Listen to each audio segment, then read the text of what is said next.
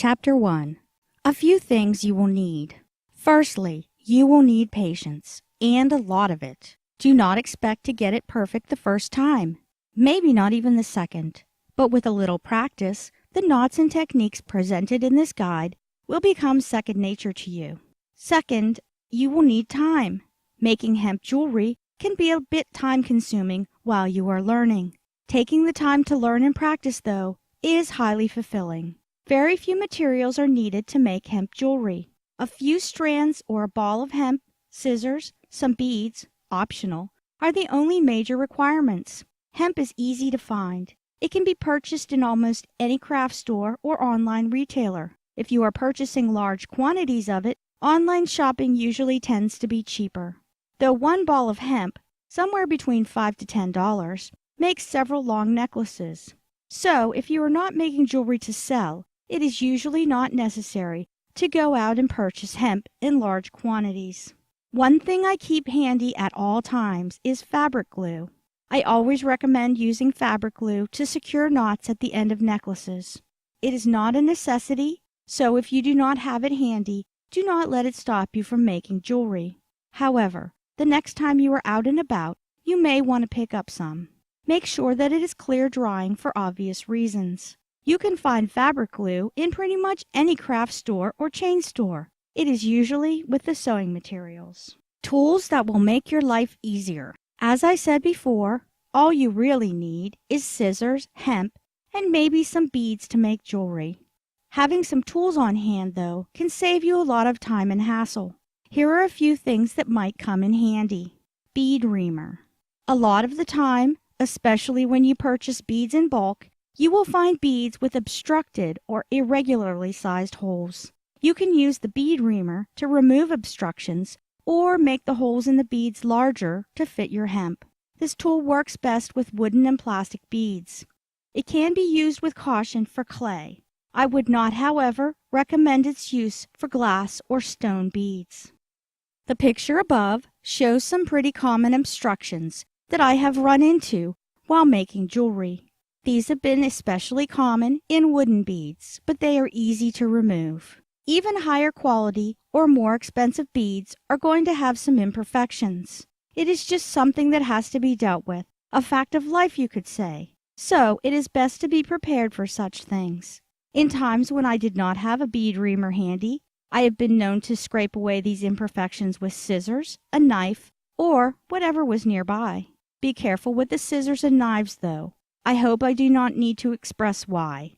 Though from the nicks and cuts I have gotten, maybe someone should have expressed this to me.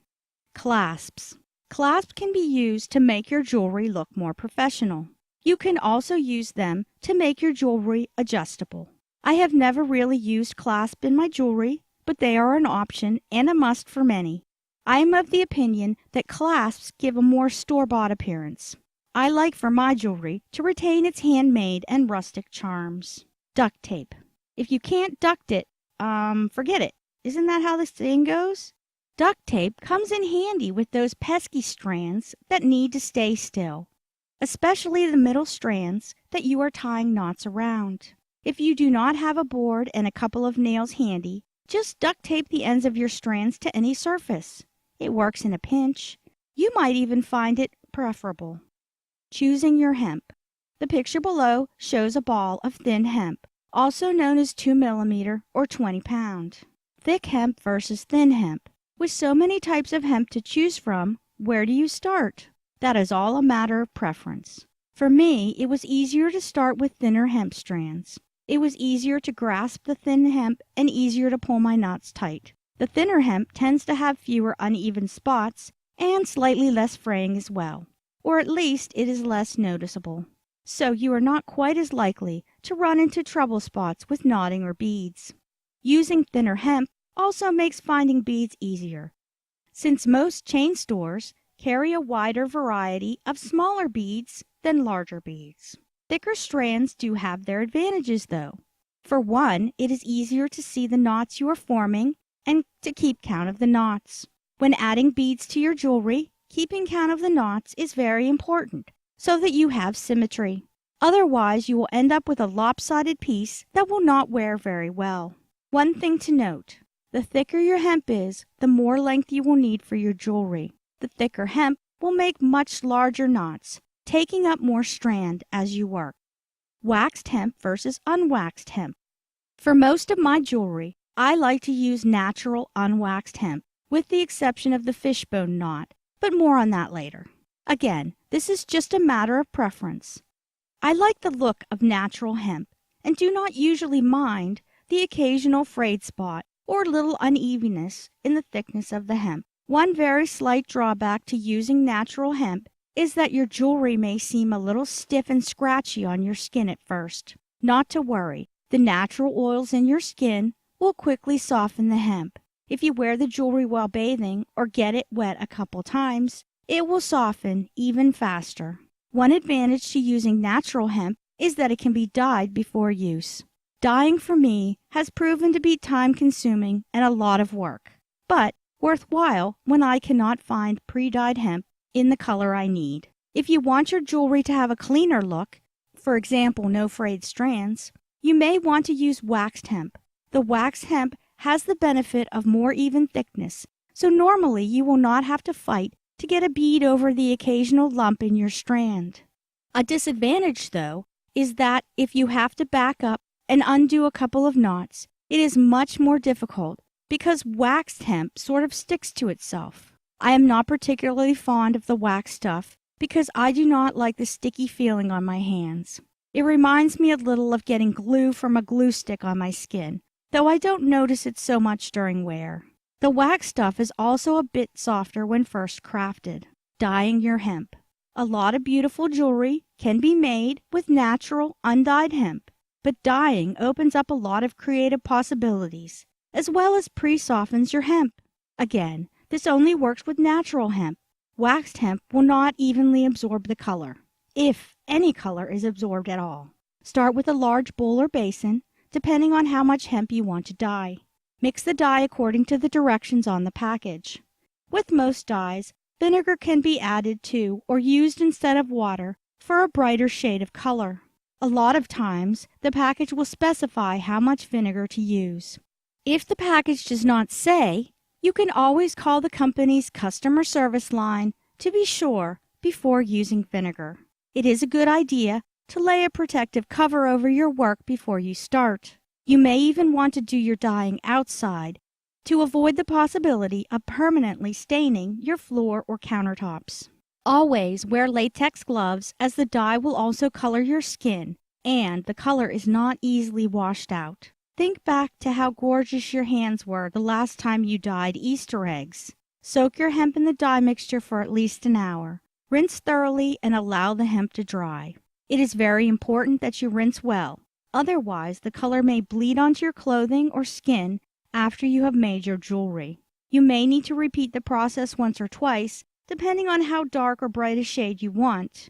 So, wait until your hemp dries before you throw out your dye mixture, as you may want to reuse it. It does take quite a while for the hemp to dry, so be prepared to wait. Some of my best results have been with sun drying.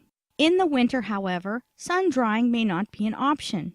You can throw up a clothesline type setup over the bathtub and hang your hemp there. I have done so with some rope, string, and even hemp and a couple of thumbtacks with good results. Hang your hemp and let it dry. This works best if you have a fan blowing on the hemp, but it will still take a while to dry. If you only have one bathroom, this method could be a problem. Another option is to use a clothes dryer. Use a low heat setting for drying your hemp. Be aware, though, if you decide to go this route, you will have to clean your dryer very well before drying any clothing. You will also have to spend a good amount of time untangling your hemp. If you do not own a clothes dryer and can't dry your hemp over the bathtub, you could use a hair dryer to speed the drying process a little. It will still, however, be time-consuming. Choosing your beads. I always find myself lost in the bead aisle of any craft store. It is one place I have to really discipline myself with money.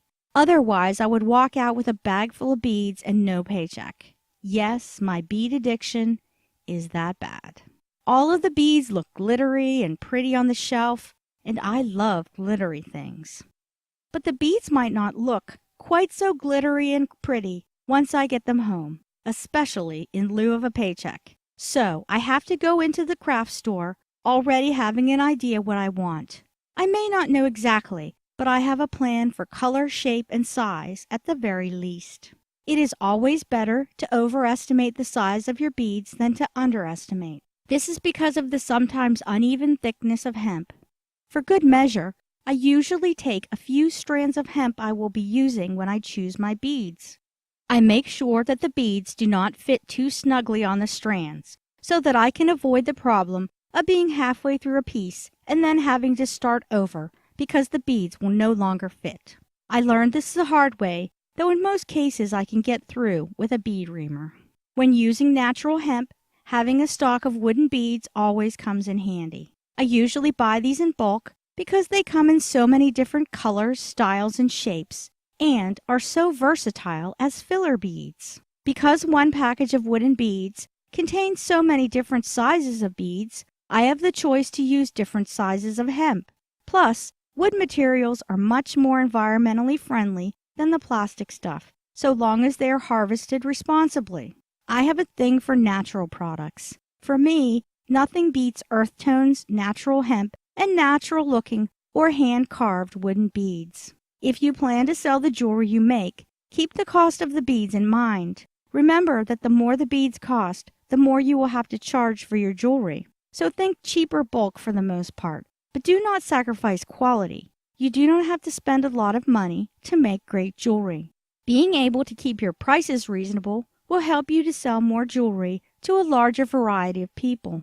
Save the more expensive stuff for when you have made a little money, or to sell to a smaller group of people who want specialty items. Protecting your hands. Hemp jewelry making can be pretty harsh on your hands. You want to keep a check on your fingers as you work. When I first started making hemp jewelry, I ended up with a lot of blisters on my fingers. As I pulled my knots tight, the hemp would rub against my skin. Much of the time, I did not notice until my fingers started to itch and hurt, because I was so engaged in what I was doing, and because the rubbing was so subtle. At that point, I already had little raw spots on my fingers, a bit like carpet burn. Eventually, my skin got used to it, and now I do not have such a problem with burns. When out of practice for a little while, though, I have found that wearing Band-Aids or medical tape on my fingers helps keep them from getting rubbed raw and blistered. Duct tape will work just as well if it's all you have nearby. Chapter Review. All you really need to make wonderful jewelry is hemp and scissors, maybe even a few beads. Fabric glue is recommended throughout this guide. It is not a necessity, but I strongly recommend it to keep your end knots much stronger and less likely to unravel. Having tools on hand, such as a bead reamer and duct tape, will save a lot of time as you make your jewelry. If you can't find the color of hemp you desire, dye it. Choose your beads carefully. Think size, price, and versatility. Try to take a sample of the hemp you will be using with you when you are bead hunting. If you can't, remember that it's always better to get them a little larger than you need them than to wind up with beads that are too small to work with. Be mindful of your hands. The constant pulling and tugging on hemp can leave you with blisters. Use Band-Aids or medical tape on your fingers if this becomes a problem.